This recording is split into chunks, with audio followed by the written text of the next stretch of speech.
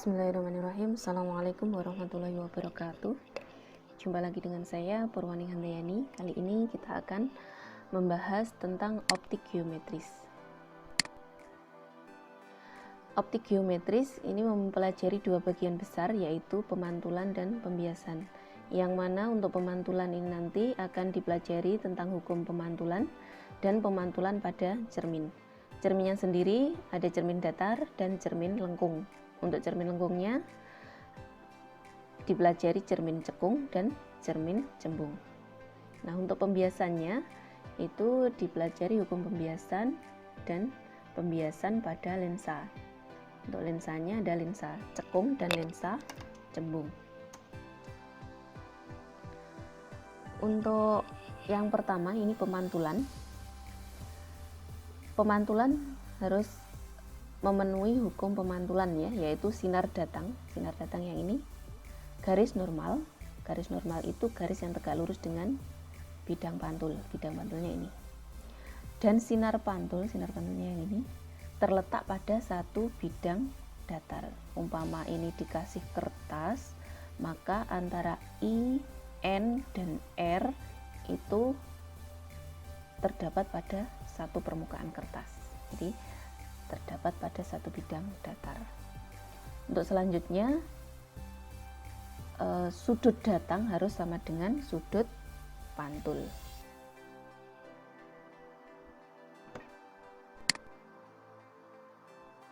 Kita coba, ada simulasinya.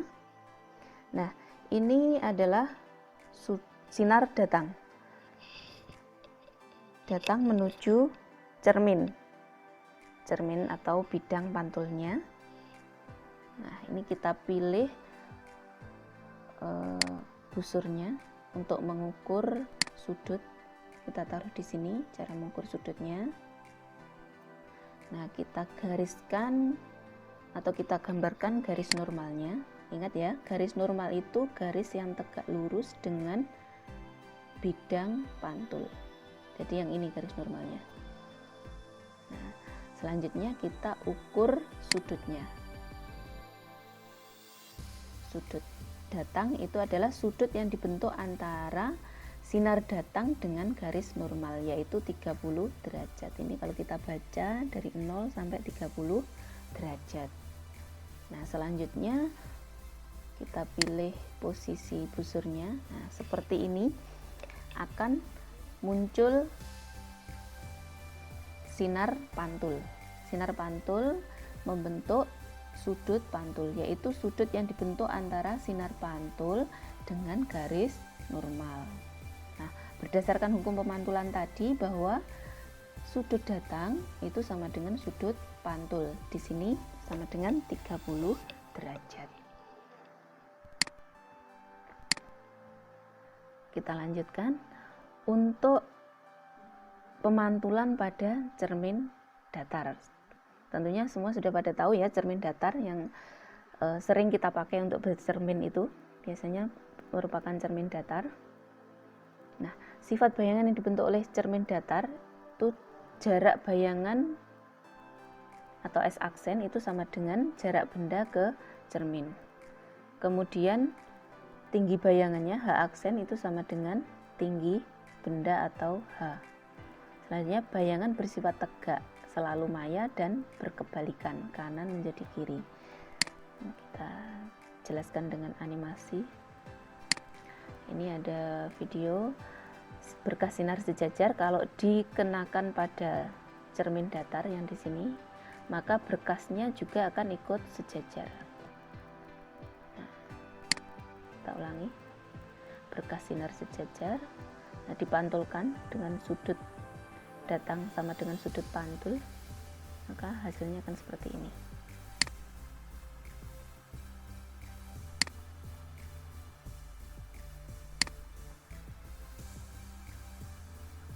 Selanjutnya ini ada contoh pembentukan bayangan pada cermin datar. Orangnya di sini pengamatnya ya.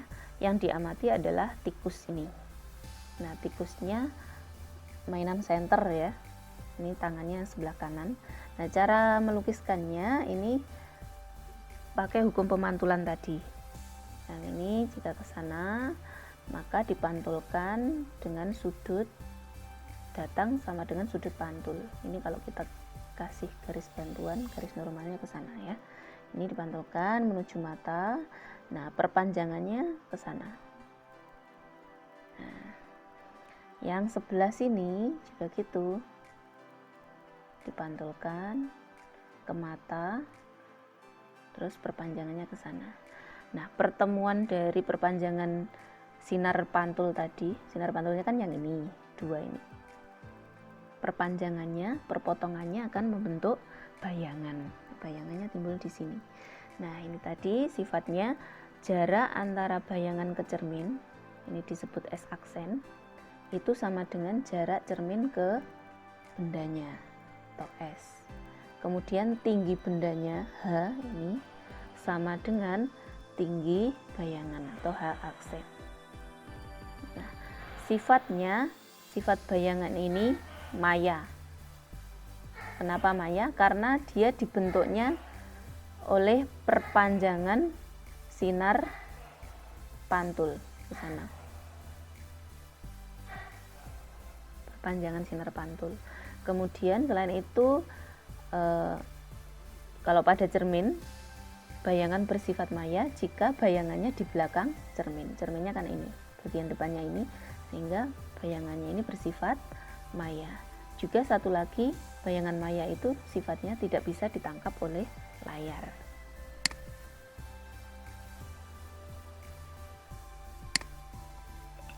Nah, bagaimana kalau cermin datar diputar? Nah, jadi jika sinar datang membuat sudut dengan normal pada cermin datar, ini jika cerminnya diputar sebesar theta, maka sinar pantulnya akan berputar sebesar 2 theta. Ayo coba kita lihat animasinya bagaimana biar lebih jelas.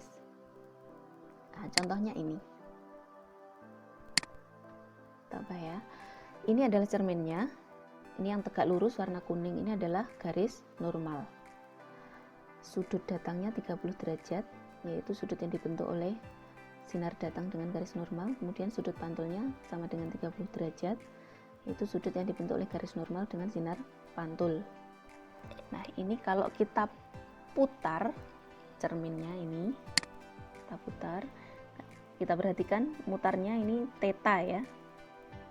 Theta kita putar, misalkan tuh, perhatikan perputarannya. Misalkan 10 derajat. Ini mutarnya mutar 10 derajat, maka yang di sini juga akan bergeser 10 derajat garis normalnya. Nah, kalau garis normalnya bergeser 10 derajat, maka kita lihat sinar pantulnya yang semula yang bagian sini setelah diputar menjadi yang bagian bawah ini. Nah, kalau diukur ini besarnya sama dengan 2 kali theta. Kalau tetanya ini 10, berarti pergeseran sinar pantulnya sama dengan 20 derajat. Kalau 15 misalkan. Nah, misalkan ini muternya tetanya sama dengan 15, maka pergeserannya ini sinar pantulnya sebesar 2 theta atau 30 derajat. Nah, selanjutnya bagaimana jika dua cermin datar berhadapan? Nah, jika dua cermin datar dihadapkan dengan sudut theta, maka jumlah bayangan yang terbentuk sama dengan N. Dengan N-nya ini sama dengan 360 derajat dibagi dengan theta dikurangi dengan angka 1. Nah, selanjutnya kita belajar cermin lengkung. Di cermin lengkung ini ada beberapa istilah yang harus kita pahami, yaitu F. F adalah jarak fokus yang besarnya sama dengan setengah R. Nah, untuk R sendiri adalah jari-jari cermin atau pusat kelengkungan cermin. S itu jarak benda dari cermin. S aksennya jarak bayangan dari cermin. H tinggi benda, H aksen tinggi bayangan. Nah, untuk persamaannya baik pada cermin maupun pada lensa itu persamaannya sama, 1/F sama dengan 1/S plus 1/S aksen. Yang membedakan nanti adalah ketentuan dari masing-masing cermin ataupun lensa. Kita lihat nanti ya.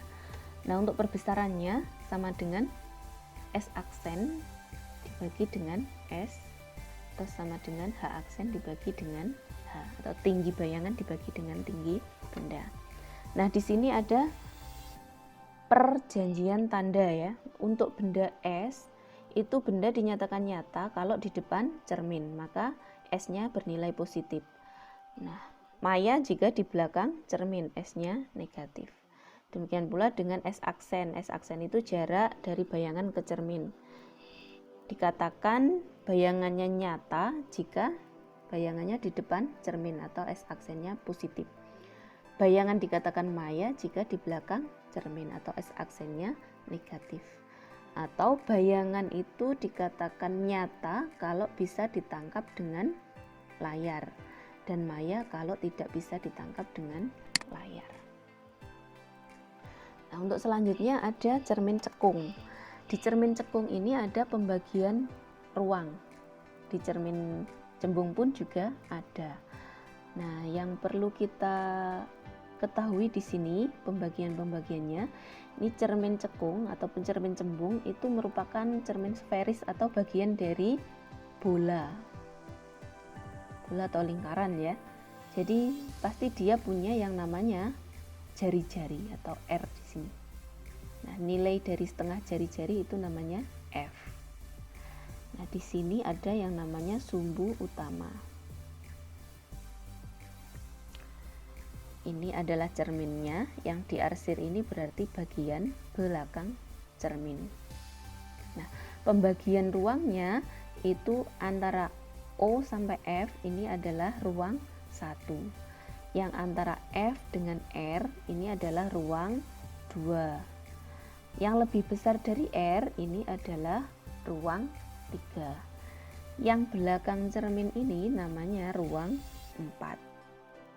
Coba kita lihat pembentukan bayangan pada cermin cekung. Kita lihat ya. Untuk menghasilkan bayangan maka setidaknya kita perlu 2 sifat. Misalkan sifat yang pertama ini sifat sinar istimewanya. Jika ada sinar datang sejajar sumbu utama ini jejer ya, maka dia akan dipantulkan melalui fokus. Yang kedua, jika sinar datangnya melalui fokus, maka dia akan dipantulkan sejajar sumbu utama. Selanjutnya, kalau dia sinar datangnya yang ini melalui O tadi, maka dia akan dipantulkan sesuai hukum pemantulan, maka akan menghasilkan seperti itu. Maaf ada sedikit gangguan, kita ulangi.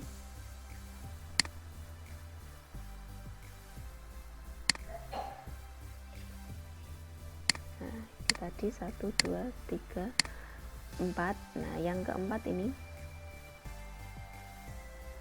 sinar datang melalui pusat kelengkungan, maka akan dipantulkan melalui pusat kelengkungan itu tadi.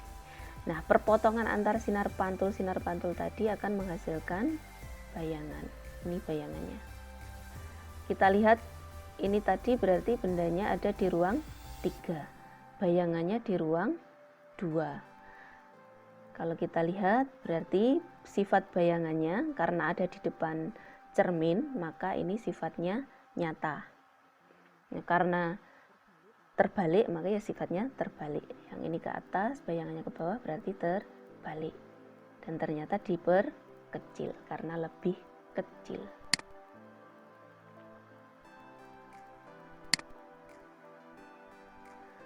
Nah, selanjutnya untuk menggambarkan pembentukan bayangan, ini tadi sudah dijelaskan bahwa perlu minimal 2 sifat sinar istimewa. Ini ada animasi lagi untuk pembentukan bayangannya, bisa diperhatikan. Nah, pembentukan bayangan pada cermin cekung, misalkan ini bendanya di ruang 3, maka bayangannya ada di ruang 2 dengan sifat nyata terbalik diperkecil.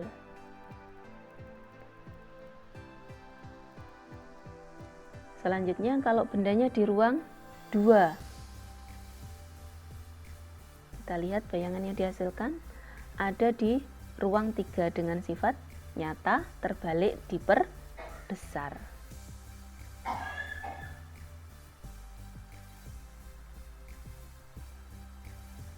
Nah, kalau benda di ruang 1, semakin dekat dengan cermin ya, ternyata bayangannya ada di ruang 4. Nah, kalau di ruang 4 berarti dia di belakang cermin. Coba kita ulangi. Nah, ini berarti bayangannya ada di belakang cermin. Kalau di belakang cermin itu ini merupakan hasil perpotongan dari sinar pantul. Di belakang cermin sifatnya maya, tidak bisa ditangkap dengan layar. Nah, ini sifatnya selain maya itu berarti tegak, kemudian diperbesar karena lebih besar. Nah, kalau kita bandingkan dengan yang tadi, maka ternyata semakin dekat dengan cermin maka bayangannya semakin besar. Nah, ini ada juga perumusan yang tadi. Ini jika benda di ruang 1 maka bayangan di ruang 4.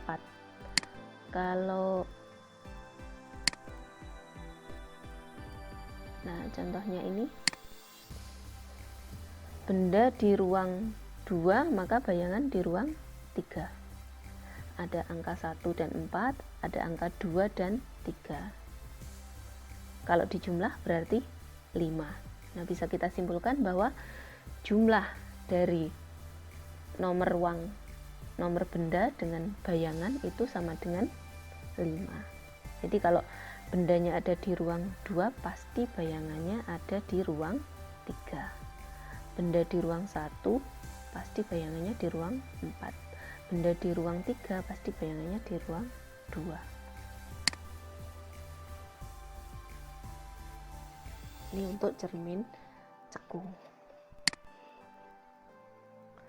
Untuk cermin cembung nama lainnya itu konveks. F dan R-nya bertanda negatif. Nah, sifatnya menyebarkan cahaya. Di sini hanya ada satu sifat. Jika bendanya nyata berarti bayangannya pasti maya, tegak, diperkecil. Contohnya pada kaca spion ya. Ini ada sinar-sinar istimewa ya. Jika sinar datang sejajar sumbu utama, ini sinarnya dari sebelah kanan sumbu utama, maka akan dipantulkan melalui seolah-olah dari fokus. Jadi untuk cermin cembung kenapa disebut cermin negatif? Karena fokus dan jari-jarinya ada di belakang cermin. Nah, untuk sinar datang menuju pusat kelengkungan cermin akan dipantulkan seolah-olah dari pusat kelengkungan cermin. Animasinya seperti ini.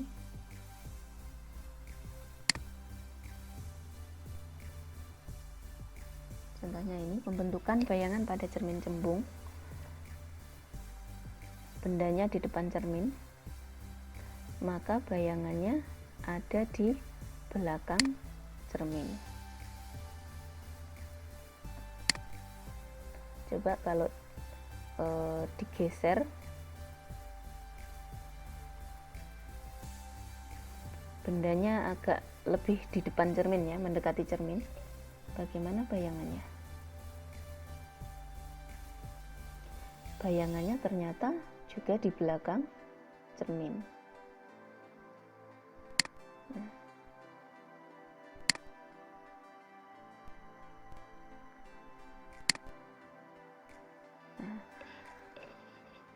Jadi selama benda itu di depan cermin cembung, maka bayangannya pasti di belakang cermin. Nah, sifatnya karena di belakang cermin maka maya. Nah, ini karena berdiri tegak, maka sifatnya tegak dan selalu diperkecil. Makanya kalau kita lihat orang yang di belakang sepeda motor kita pakai spion, maka akan tampak lebih kecil karena sifatnya diperkecil. Nah, selanjutnya kita pelajari tentang pembiasan. Pembiasan di sini terjadi jika cahaya melewati medium yang berbeda. Nah, pada pembiasan diatur dengan hukum pembiasan atau disebut Snellius ya. Sinar datang, garis normal, dan sinar bias itu terletak pada satu bidang datar. Untuk hukum Snellius berlaku hubungan N1 kali sin I sama dengan N2 kali sin R. Dengan I ini adalah sinar sudut datangnya, R adalah sudut bias. Animasinya sebagai berikut. Jadi misalkan ini ya, ini ada suatu batang dicelupkan ke air, maka dia tampak patah karena ada pembiasan. Pembiasan terjadi karena ada dua medium yang berbeda, beda kerapatan, jadi udara dengan air. Kalau sinar datang dari udara, medium yang kurang rapat menuju medium yang lebih rapat, maka ini akan dibiaskan mendekati garis normal. Normalnya ini mendekati garis normal, jadi seperti patah mendekati ke sini. Nah, sebaliknya kalau dia datangnya dari medium yang lebih rapat ke kurang rapat, dia akan dibiaskan menjauhi garis normal. Misalkan dari air ke udara ini, maka misalkan sinar datanya ke sana, maka sudut biasnya, sinar biasnya akan nyeklek menjauhi garis normal.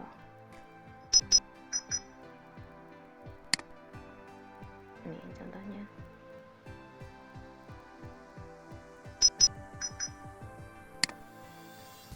Selain itu kita ketahui namanya sudut kritis. Sudut kritis itu yang biasanya kalau kita mendatangkan sinar dari medium yang lebih rapat, misalkan air, ke medium yang kurang rapat, misalkan udara, maka sinar akan dibiaskan menjauhi garis normal. Nah, kalau sinarnya makin besar, ini bisa sampai sinar biasnya membentuk sudut 90 derajat. Nah, sudut datang yang menghasilkan sinar bias 90 derajat itu namanya sudut kritis atau disebut IK. Nah, kalau kita memberikan sinar datang yang lebih besar dari IK, misalkan di sini I3 ya, maka nanti akan dipantulkan.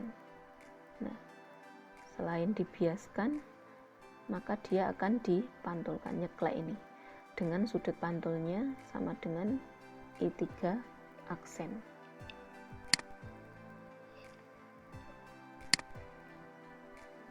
Selanjutnya lensa cekung. Lensa cekung itu disebut juga lensa negatif. Permukaan lensanya melengkung ke dalam. Ini bagian depannya, yang sana bagian belakang. Sifat sinarnya dibiaskan melalui lensa cekung menyebar atau divergen.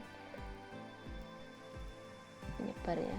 Jadi misalkan ini ada berkas sinar sejajar seperti itu, dilewatkan lensa cekung, maka berkasnya akan menyebar seperti ini.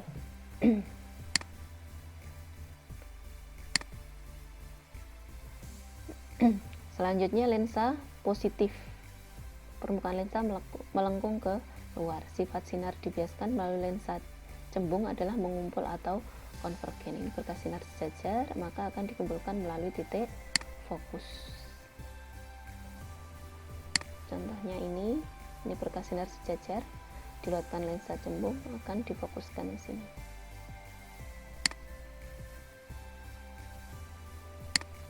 Ini ada eksperimennya.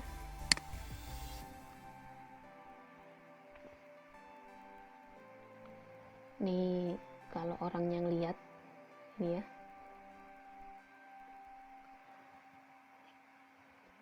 ini bendanya ditaruh di belakang lensa, orangnya di depan lensa sini ya, melihatnya.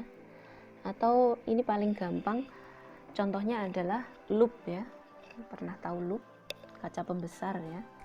Ini kalau kita mainkan, Ini bisa kita geser-geser. Ini kita dekatkan dengan lensa berarti ya. Ini adalah yang terlihat oleh orangnya. Jadi kalau kita dekatkan, ternyata makin besar ya bayangannya. Kalau dijauhkan, bayangan yang ditangkap oleh orang ini adalah makin kecil. Kalau didekatkan makin besar. Nah, kalau ditaruh pas fokus, nah ini nggak kelihatan karena bayangannya ada di tak hingga.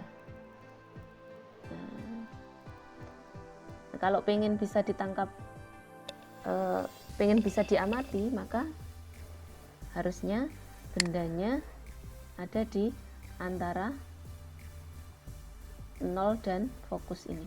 Jadi bendanya taruh situ, maka ini bisa diamati oleh orangnya. Seperti ini bisa diamati. Nah, itu kan bisa diamati. Nah, orangnya bisa mengamati, tegak, diperbesar. Maya ya sifatnya. Jadi kalau pengen melihat arloji, tukang arloji itu, maka arlojinya ditaruh di jarak yang kurang dari F supaya bisa teramati. Kalau ditaruhnya di sana maka tidak bisa mengamati.